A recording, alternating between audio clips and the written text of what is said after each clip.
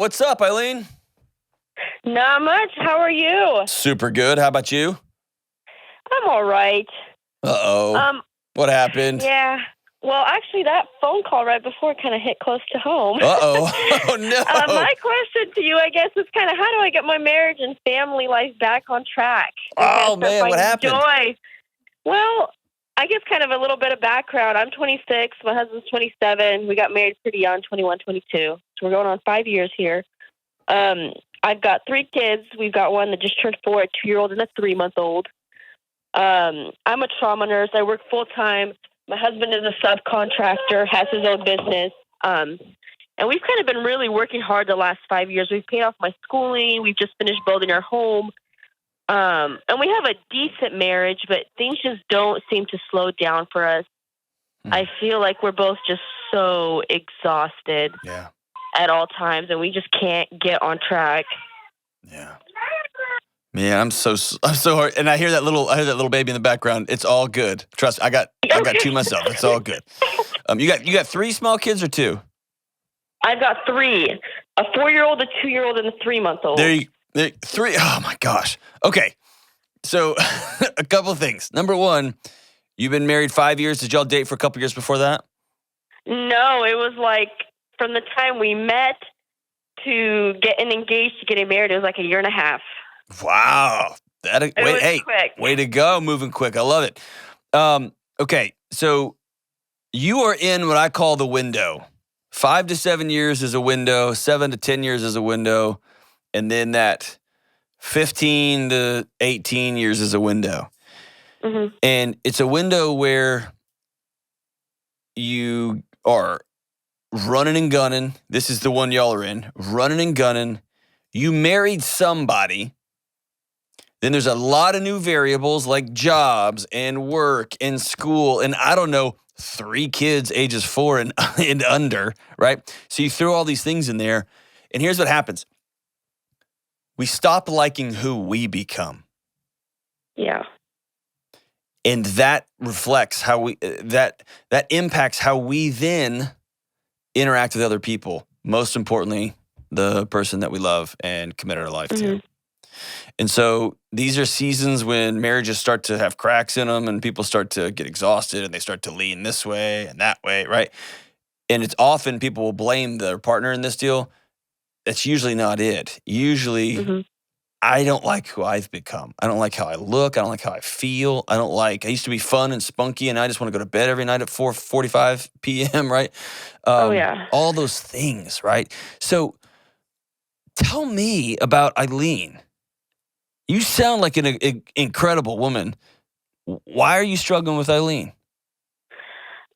Honestly, I can't even figure that out myself. I feel like before I was really energetic, really outgoing. I was a people person. I come from a bigger family. I'm one of 7, the second of 7, and my husband is one of 9. Oh, so y'all just get started. Yeah. We come from large families, and it just feels like we're almost like used to this chaos in a way. But now that we've got work and we have a farm and we've got the kids and we both work full time, it's like even things such as date night, they're such a burden. And I've like tried to do the whole thing. You know, I've listened to your show where it's like schedule it on the calendar. And sometimes I'll do that and we're just there and I'm like, well, do you want to be intimate? He's like, do you want to be intimate? I'm like, no, me too. And he's like, let's go to sleep. Wait, the 3-month-old is up. The toddler's back in our room. And it's just like, I just feel so burnt out. And I don't even know who I am. I've put on like 70 pounds with the 3 kids. I started going to the gym, but even going to the gym, it's like I constantly have all these things I need to get done that my mind, it just never turns off. And I feel like I'm not being a good mom. I'm not being a good wife. I always loved being a nurse till maybe the last 2 years.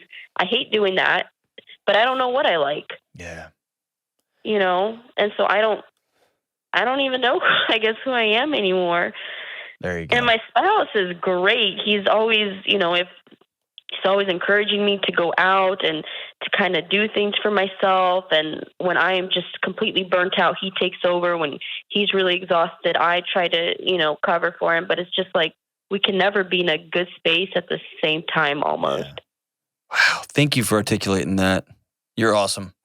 Have you heard me talk about bricks in the backpack? All right. So this was an important moment for me in me getting well years ago. Okay.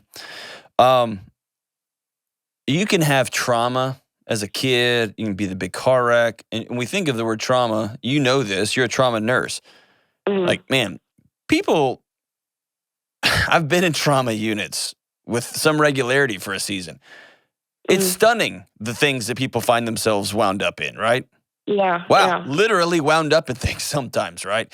So we know of trauma as the big thing. They got COVID and 2 weeks later they were dead. They got hit by a car. He was cheating on her for 15 years and she didn't know it, and he had another family. We know of big T trauma. And so when I think of trauma, we are all born with a backpack. And some of us were born into families that were the only African-American family in the neighborhood. That's trauma. That's hard, right? When you look around and see nobody looks like you. Families who are born into abuse, family who was born into, this is just the way we do things, the wrong religion, whatever the thing is. So people are launched into the world with cinder blocks in their backpack. Some of us have none. Some of us have several. And over time in our life, we collect these bricks over time. And then I ran into my friend, Dr. Lynn Jennings. She researches secondary traumatic stress. And I didn't know what that was. And there's a whole backstory to it. It's an extraordinary thing, and it gave me so much insight into my own physiology, my own body. When you live and work and walk alongside people who are hurting for your job, when you go into the fire to help others, it's vicarious trauma. It weighs on you too. And it might not be a cinder block, but it might be pebbles, or it might be medium-sized or tennis ball-sized rocks that go in your backpack day after day, patient after patient, moment after moment, hard conversation with family after hard conversation with another family. And over time, in short order, if you're a trauma nurse, that weight in your backpack is the exact same of somebody who grew up in a big-time traumatized household. And you're carrying that around, and then so just picture yourself with this huge backpack full of rocks, because every day you're putting in, you're taking care of people, right? You're intubating people, you're jabbing them with all kinds of whatever things you're putting in their arms and bags, whatever you're doing there as a trauma nurse, right? Sewing people up, holding people together, right? And then you walk out with this backpack full of bricks on, and you're like, well, I got to go be sexy tonight. That ain't happening. Oh, and by the way, I got a 3-month-old that my body is still a machine / jungle gym. And I got to get done with that. I got to get done with work so that this guy can then get all handsy, right? I mean, at some point, you have to do is you got to deal with the trauma. Whether it's secondary trauma, whether it's real trauma, whether it's a combination of both. Most of us have a combination of both. And I can't tell you hopefully you can hear it in my voice, how lighter I walk through my life now that I got a system for dealing with these secondary trauma, that I got a system for dealing with the big bricks, and I got a system for dealing with it when they show up time after time. And some of that's meeting with a counselor. Some of that's, you've heard me talk about my daily gratitude practice and journaling practice and exercise practice and taking care of my body. Those things, practices in and of themselves, I don't think work if they aren't tethered to somebody who has a strong sense of, I'm okay with me. And right now you're not okay with you. But I need you to hear me say, it's because you're exhausted, because you're carrying around all these bricks. If you can set those down, holy smokes. Then you walk into the bedroom and you're like, I'm not so tired anymore. You can go dancing with your friends. You're not so exhausted anymore. Your head doesn't hurt. Your back doesn't hurt. There's remarkable stories. There's a great book by Paul Conti about trauma that folks will drop 50 pounds after several months of trauma counseling. Just letting their body process this stuff, and then they're able to move on. And their body quits holding on to whatever that pathology is. So how do I practically start, doing that, I guess? It's a great question. All right, here we go. The first thing is I want you to grab a book. It's called Trauma Stewardship. Anybody working as a trauma nurse should have a copy of this book. when I did a practicum working with traumatized and sexually abused kids, my practicum advisor, Dr. Gomez, gave me this book and said, you cannot work with these kids until you read this book. I made it to chapter 7 and I had to put it down. And I called him and said, I made it to 7, man. I'm really struggling with this book. It was hitting home hard. And he laughed and he goes, wow, man, I'm only to chapter 9, right? It's a hard book and it is critical, okay? In that book, there's several practices. I will give you a few too. In fact, I want you to hang on the line. I'm going to give you a copy of my brand new book, Own Your Past, Change Your Future. It's exactly what this is, okay? Okay. It's not going to come out until April, but I'm going to put you on the list to give you a copy of it, okay? As part of a pre-order. And here's another thing. It comes with a free month of counseling from BetterHelp, okay? Do you have a counselor in your area? I wouldn't know. Okay. Here, okay. We should. I mean, I just haven't, I guess, taken the time to. You do, I promise. All of this starts with this. I want you to say these words out loud. I am worth being well. I am worth being well. If you're not well, your kids can't be, your husband's not going to be, the people you care for are not going to be.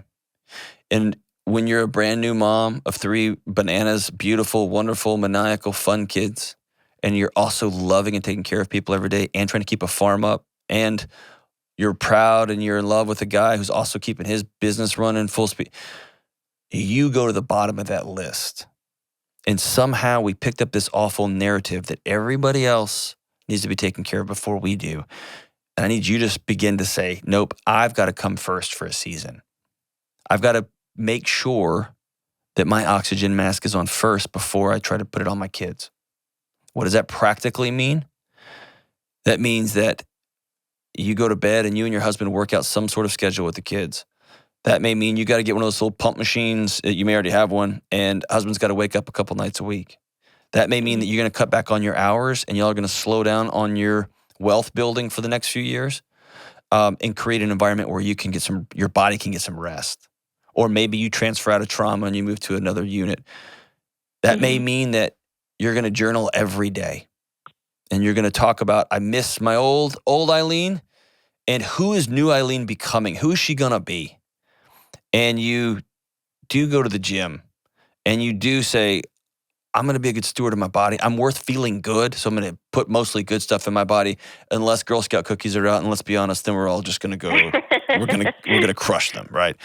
I've got a trauma guide, Trauma 101 guide. You can go to johndelony.com and go through that.